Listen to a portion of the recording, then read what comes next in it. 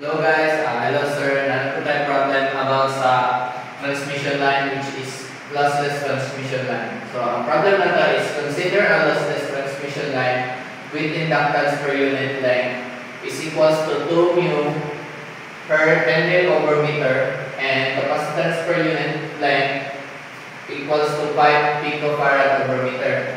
Derive the telegrapher's equation for this transmission line and determine the characteristics, impedance, and propagation constant. So, unang nalang pakitaan is ang telegrapher's equation.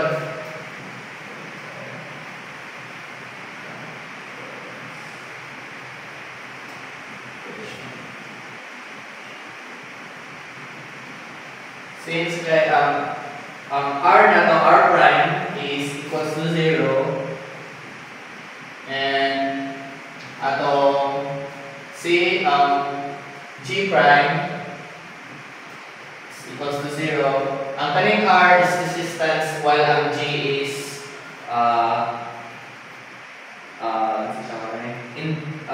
impedance. Conductance. So, ang equation na to is partial derivative sa B over partial derivative sa X is equals to negative L prime times partial derivative sa I over partial derivative sa P. Whereas ang capacitance is partial derivative sa I over partial derivative sa X equals to negative capacitance times partial derivative sa B over partial derivative sa T. Muna siya equation nato para sa telegrapher's equation. Sunod, pangitawan na po dato is characteristic impedance.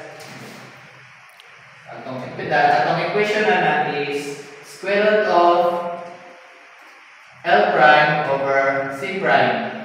So, nalang tayo value ng L prime and C prime. Ang value na is square root of 2 mu or 2 times 10 raised to negative 6 Henry over meter over ang C na to is 5 pico which is 5 times 10 raised to negative 12 farad over meter. Ang answer na is ang value na is square root of 400. Tapos ang total answer na is 20 ohms. Muna itong impedance. So ang sunod na natin pangitaon is ang propagation constant. Ang equation natin sa propagation constant is equals to omega square root of L prime times C prime. So, ato na nang i-substitute ang mga values na which is L is 2 times 10 raised to negative 6 Henry over meter times na po dato sa C which is 5 pico 5 times 10 raised to negative 12 farad over meter. So, ang value niya pag times is square root of 10 raised to negative 15.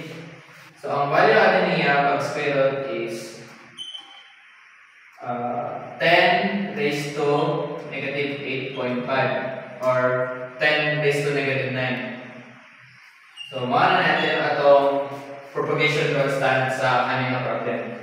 That's all. Thank you.